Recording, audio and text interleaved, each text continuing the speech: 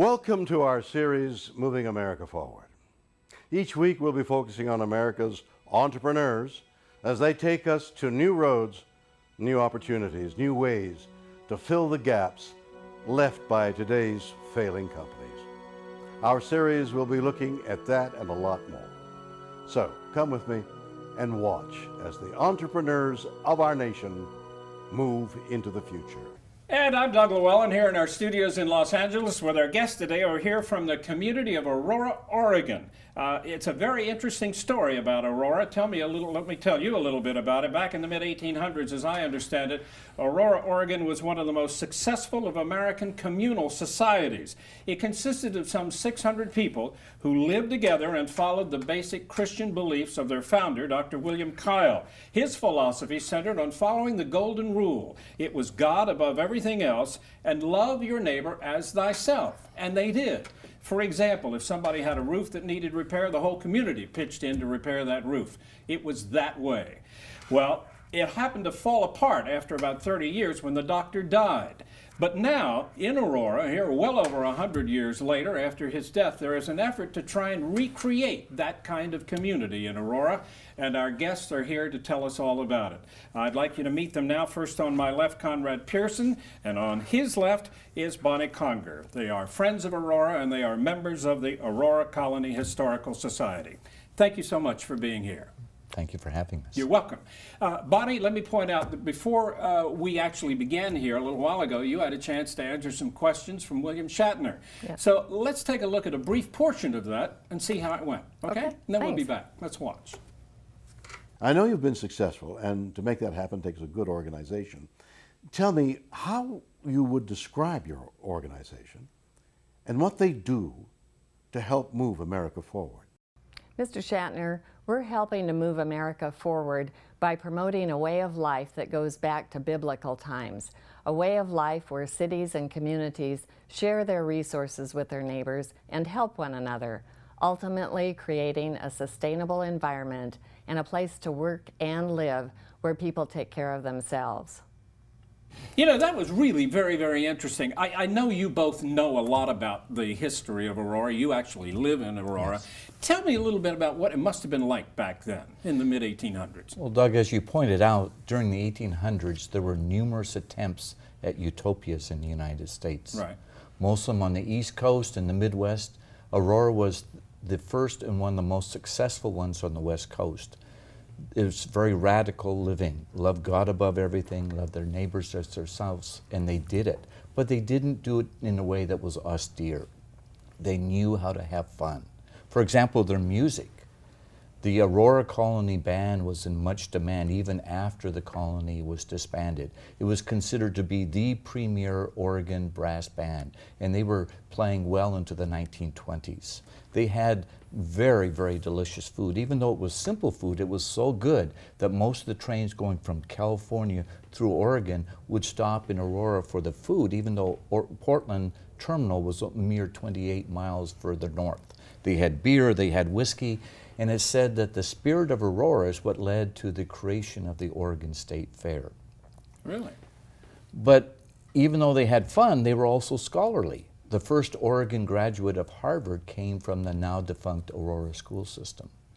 But they never lost sight of their mission. Love God above everything, love their neighbors as themselves. And they did that, as you point out, until Dr. Kyle died at 65 of a heart attack.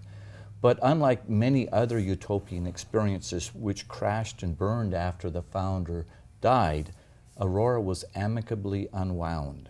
And eventually they built a museum around the memory. And what we're doing is to take that memory out of the museum, revise it to meet current conditions, and make it work again. Not just for Aurora, but for other communities in the country. Well, that really sounds fascinating. You're taking a lot of these concepts and applying them in that community today. I understand everything you do, or a lot of what you do really is involved for charity. Is that right? Yes, it is. Explain that.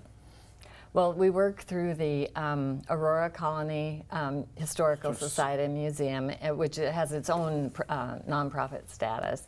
We've been really privileged to work with the curator and the board members of the museum, as well as the two pastors who live in Aurora, the Presbyterian one and the Lutheran one.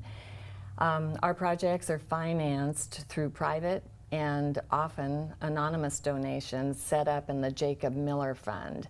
And Jacob Miller was the old colony business manager, so it seemed like an appropriate way to honor him. When the colony was disbanded in 1853, he was heartbroken. Tell me about Aurora Colony Day. That's one of the big things that's coming up, right? It's held happens? annually, Okay.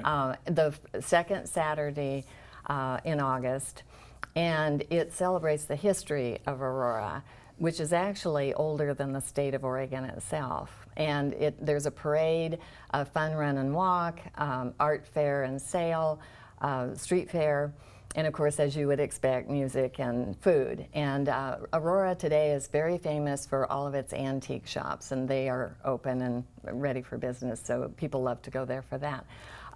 What we're going to be doing on that day, Colony Day, is introducing our 100 Strong program. And hopefully it will celebrate the future of Aurora. Well, tell me about the 100 Strong program. What is it? Well, as you pointed out, one of the hallmarks of the colony was helping your neighbors yourself. Right. And so what we're doing is to get back in the spirit of that, 100 households will receive $100 each, and they will be asked to go out and find a person, a family, an organization, a cause that could use with that money, and then give it to them. And we're going to do it primarily through junior high school and high school students, because I think investing in our youth is one of the best ways that we can use our investment dollars. How do you pick those who are going to get the $100? And the $100 come from donations, right? Well, maybe I can talk to that. We have a very simple application form. We're going to be distributing it through the churches, through people who know people. It's just a small form, just saying that they commit to it. And we're also anticipating that people will fly in for this, because the Aurora Airport is the 4th busiest in the state. And we're already heard indications that people will fly in to participate in this program. What do you expect to happen when the people get this $100? I think we're basically engineered to want to help one another. But just like if there's water under the ground and you have an old-fashioned pump, you can't just pump on the pump and hope to get water out of it. You have to prime the pump with water to get water. So what we're doing in essence is priming this through donations to them, and they go out, and we're hoping this will become habit forming.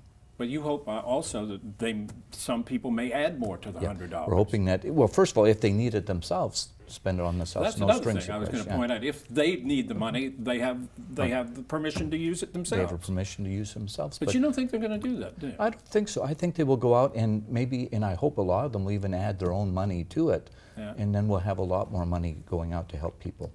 What about the music scholarships? $1,000 music scholarships are going to go to 6 people, as I understand. Yeah, they did this spring. That's happened. Yes. How did that it come happened. about? Well, that was one of our ideas to support the music that Aurora was so well known for. Right. So we had a competition between, and there were a number of schools. Music students played 2 songs, I'm sorry. One was from the Old Colony book, and one was of their own choosing. They were judged by board members and their own music teachers. And one of the high school teachers told us that it was such a shot in the arm to their department. It was really exciting when the kids heard that they were going to be getting $1,000 each. The winners have gone ahead and participated individually at various events in Aurora. And we're already talking about having cooking and artwork competitions in the future, which are other things that were very strongly represented in Aurora of past years. I mean, it sounds great. You live there. What's it like living in Aurora? It's a very calm, although it is very much representative of America. They have their issues, they have their problems with it. People get upset with each other, but it's a very nice, calm place to live, and I've enjoyed the year and a half we've been there. I know you run a business elsewhere in another community nearby, and then, that's like your home when you come home for the day, and you live nearby too. Yes. Why are you both doing this? I mean, you both could be, you know, sitting on your laurels and having a good time. But I you're out ask here Conrad pitching. that all the time, you know. And my retirement lasted 3 weeks. Tell him why we're doing this. We want to make a difference. It's as simple as that. Yeah. In the time that we have been talking here, almost 300 people around the world have died of starvation. And 80% of those are children under the age of 5. During the biblical times, people died of starvation because there were famines. There simply wasn't enough food. Today, we have more than enough food to feed every man, woman, and child on the face of the earth. So why is one person every 3 seconds dying a senseless death? In my opinion, it's because there just aren't enough people who love their neighbor as themselves to want to make a difference. So that's what we're trying to do, is to have more and more people want to take care of their neighbor.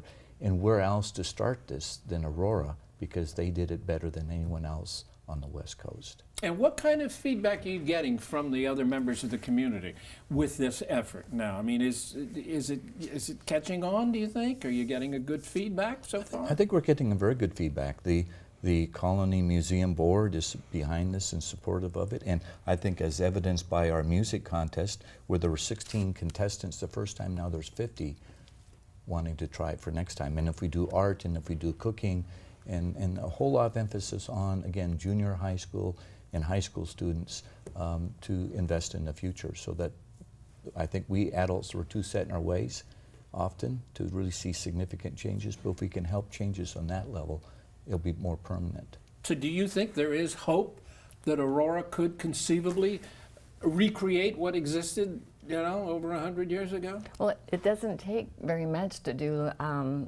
make a difference or do loving acts of kindness. You don't have to do a big major project. You don't have to spend a lot of money. It's just doing small acts of love for each other. It can be, you know, providing a meal to a shut-in, or going to visit, you know, somebody who's elderly and doesn't have company. We're trying to do this. You're trying to make it work. We're trying to make it work. Well, I must tell you, if it does work, I think you will have achieved something really terrific. And I wish you all the good luck. Thank you. You're welcome. Thank you. This organization represents companies across our great nation that embody the spirit, dedication, know-how, and can-do attitude which has made America the great nation that it is today. And now let's present the Keeping America Strong Award. Now it is my honor to give this prestigious award to our guests from Aurora, Oregon, for the outstanding work that they are doing to help keep moving America forward. Conrad, let me hand this to you. Congratulations. Thank you, and want to thank the citizens, the wonderful citizens of Aurora, and the terrific staff and the board of directors of the museum. Well, you certainly can, and you have. Thank you for having us here. We enjoyed it. You're welcome. Thank you so much.